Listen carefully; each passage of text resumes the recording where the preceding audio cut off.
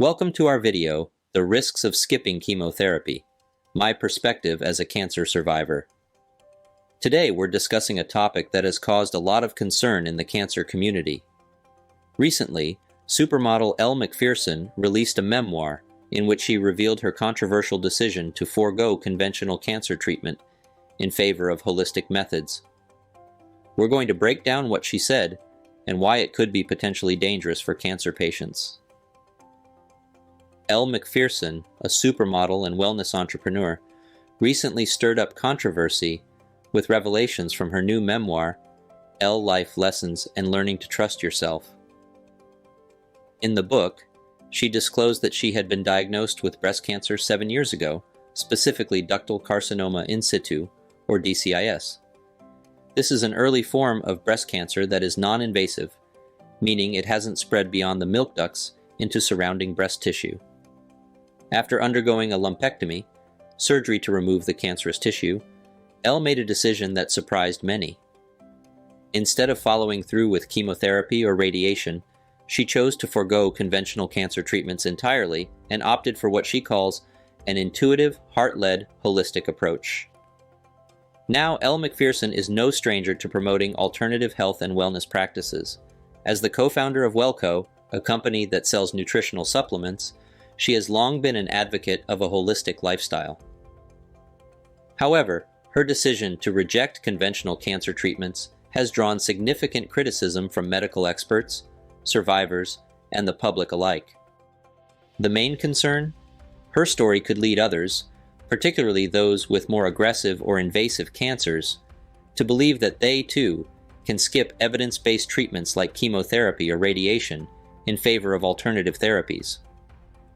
While Macpherson says her decision was based on her own intuition and a consultation with 32 different doctors and specialists, it's important to understand the context of her diagnosis. DCIS, while technically classified as stage 0 breast cancer, is not the same as invasive breast cancer. It's often detected through mammograms and rarely causes symptoms.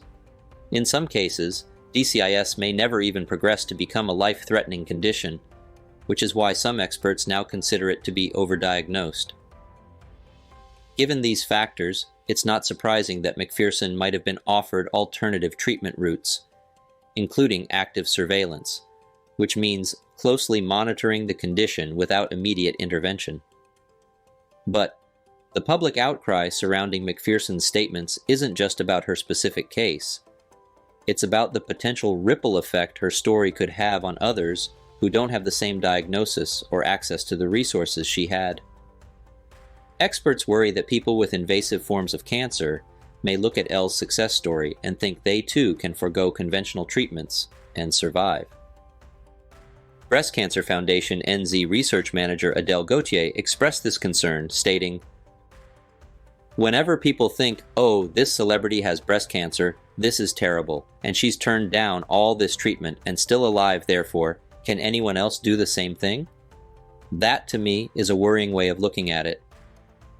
As someone who has survived cancer myself, I can't help but feel deeply concerned by the impact of stories like this.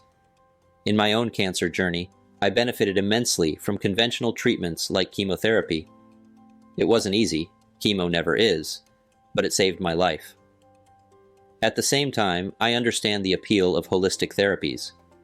Like many cancer patients, I incorporated complementary treatments such as nutrition, meditation, mental health support, as well as faith and prayer into my overall wellness plan.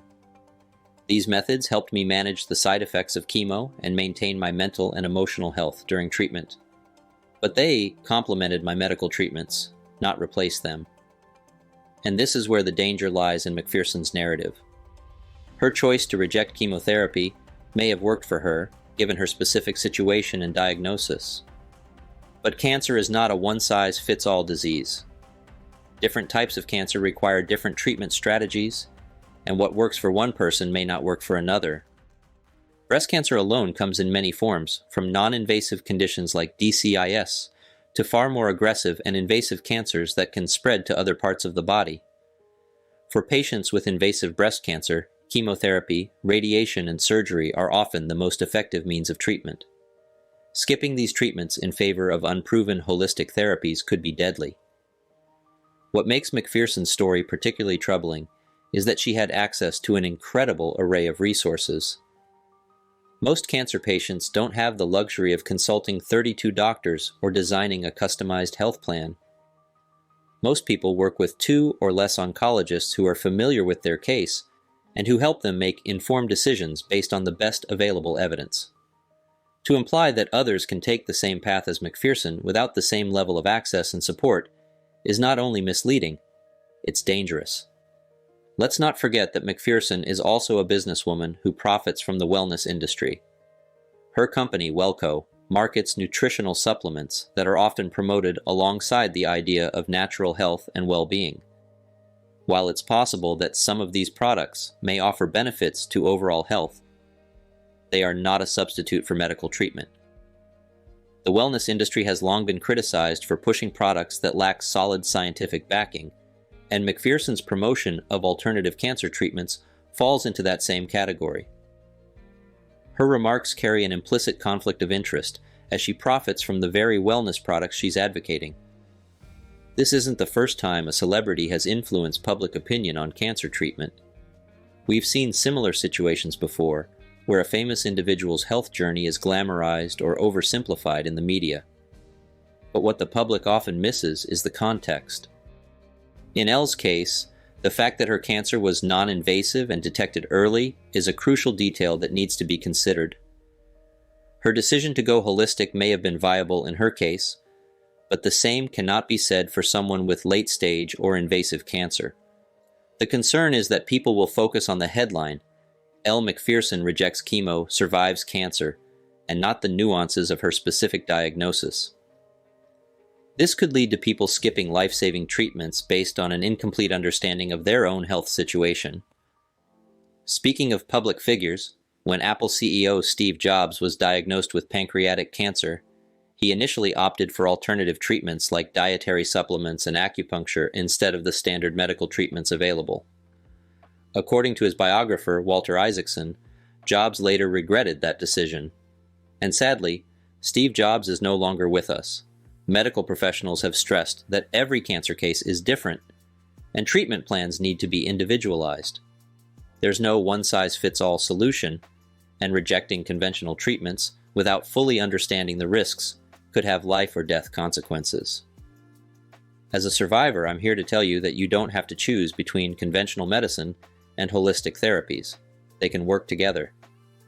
Many cancer patients find that complementary treatments help them manage the side effects of chemotherapy or radiation.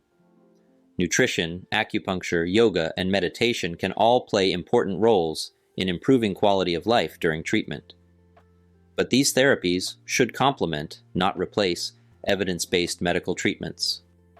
And simply put, the research is pretty clear. People who opt for alternative therapies as their first choice of treatment are almost 5 times more likely to pass away within 5 years, compared to those who start with standard treatments like chemotherapy. This comes from a major 2017 study that looked at breast, lung, and colorectal cancer patients. The last thing anyone wants is for a person to skip chemotherapy because they believe that alternative treatments alone will cure their cancer. Doctors are open to complementary therapies, but they emphasize that these should never be a substitute for standard care. The goal is to integrate these treatments into a comprehensive plan that addresses both the physical and emotional aspects of cancer. But it's critical that patients keep their doctors in the loop if they're considering adding any alternative therapies to their treatment plan. Some supplements or herbal remedies can interact with conventional treatments in dangerous ways, and it's always best to have open communication with your healthcare provider. Elle Macpherson's story is a reminder of the power that celebrities hold in shaping public opinion, especially in matters of health. But it's also a cautionary tale. Cancer treatment is a deeply personal decision that requires careful consideration of all the risks and benefits.